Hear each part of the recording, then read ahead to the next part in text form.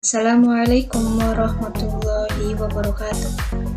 Perkenalkan, nama saya Cika Cahya Kavita Purnama dengan nomor induk mahasiswa 210201607 dari kelas HKI A3. Di sini saya akan menjelaskan mengenai sistem politik dalam Islam.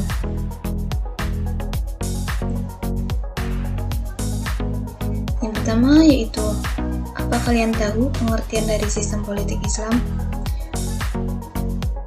Sistem politik Islam dibagi menjadi dua kata, yaitu kata sistem dan juga kata politik, di mana kata sistem sendiri merupakan suatu kebetulan atau keseluruhan yang kompleks dan terorganisasi. Sistem juga dapat diartikan sebagai suatu aturan atau suatu mekanisme. Sedangkan politik secara singkat dapat diartikan sebagai suatu kegiatan yang menyangkut tentang sebuah kebijakan dalam suatu negara. Jadi, sistem politik Islam adalah ilmu atau persoalan yang berkaitan dengan ketatanegaraan atau pemerintahan dalam pandangan Islam, yang dimana kewenangan penguasa dalam mengatur kepentingan umum sehingga terjamin kemaslahatan dan terhindar dari kemudorotan dalam batas-batas yang ditentukan syarak dan kaidah hukum yang berlaku. Adapun paradigma sistem politik Islam yaitu ada tiga. Yang pertama yaitu agama yang serba lengkap, yang kedua politik dan ketenagaraan tidak ada hubungannya, yang ketiga yaitu etika dalam membangun kehidupan politik dan bernegara.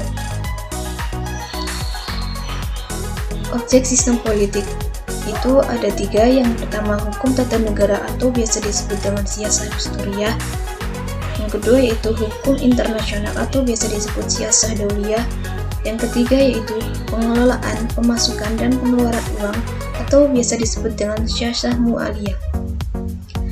Adapun asas-asas dalam politik Islam itu ada tiga. Yang pertama hakimiyah ilahiyah adalah hak tertinggi, hak mutlak Allah. Yang kedua yaitu risalah, yaitu berdasarkan wahyu yang diturunkan oleh Allah. Yang ketiga yaitu khalifah, yaitu hendaknya mematuhi undang-undang Allah. Yang keempat yaitu ada nilai-nilai dasar sistem politik Islam, di mana nilai-nilai dasar sistem politik Islam ini ada 12. Yang pertama yaitu persatuan dan kesatuan, yang kedua bermusyawarah, yang ketiga menunaikan amanah dan hukum secara adil, yang keempat menaati Allah, Rasul, dan ulil amri, yang kelima mendamaikan konflik, yang keenam mempertahankan kedaulatan negara, yang ketujuh mengutamakan kedamaian, yang kedelapan bersikap waspada, yang kesembilan menepati janji politik, yang ke-10 menciptakan perdamaian, ke-11 pemerataan kemakmuran ekonomi, ke-12 menegakkan pelaksanaan hukum. Adapun kontribusi umat Islam dalam perpolitikan yang ada di Indonesia ada 4, yaitu yang pertama didirikannya partai-partai politik Islam, yang kedua lahirnya UPA, wakaf, zakat, dan keuangan syariah, yang keempat, yang ketiga membentuk budaya bernegara, yang terakhir atau yang keempat tingginya partisipasi dalam berpolitik.